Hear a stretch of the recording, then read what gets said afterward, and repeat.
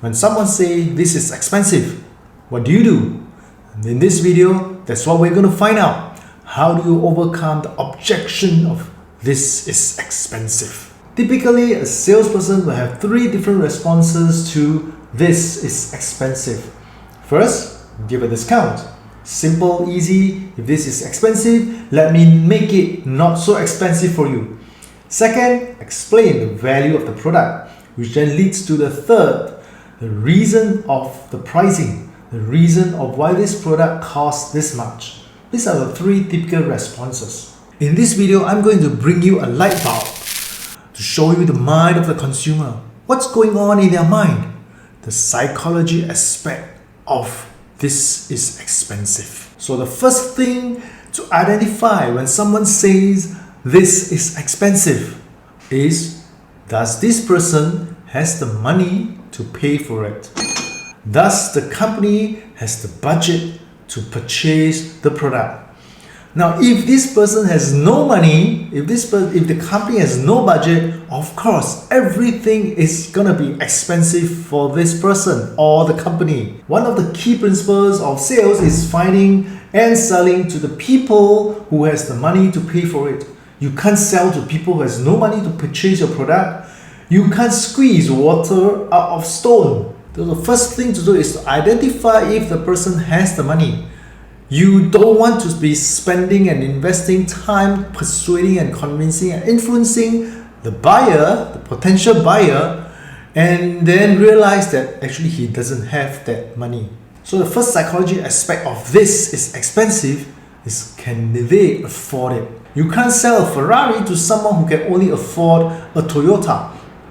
The first psychology aspect of this is expensive is, can they afford it? Then we come to the second psychology aspect. Now let's assume that you have identified that this person can afford what you are selling, yet they say this is expensive. For someone who can afford it, now expensive becomes relative. So which means there must be a reference point. So what is this reference point? Something to aim at? Well, you can say that the buyer has seen, heard, or researched about the product and the price that they are willing to pay for. And your price is higher than what they are willing to pay for. And hence, this is expensive. Let's take coffee for an example. I love coffee. I drink coffee every morning. My reference point of coffee is $1 to $2. So I have my coffee at the hawker center, at the traditional coffee shop, which cost me $1.20, $1.50, sometimes $1.80 maybe. But I will never go to a Starbucks for a $5 coffee. That is way too high. $5 is more than twice my reference point. So I will never pay that kind of price. $5 is way too high above my reference point. So I would never go to Starbucks to have a cup of $5 coffee. That's, to me, it's mad.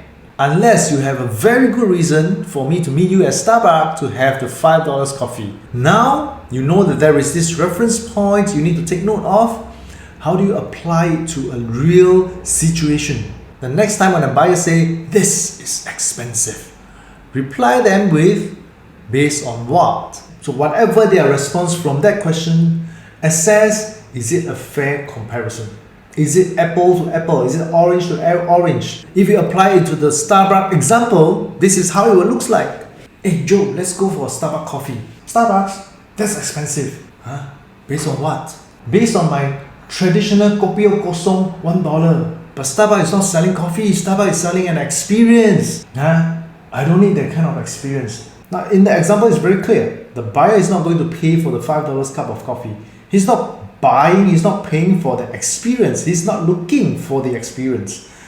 And so he won't pay that additional $4, $3 for that experience. So in this case, the sales is no go. Even if you give a discount, and how much discount you're going to give to match the coffee shop coffee for a Starbucks coffee?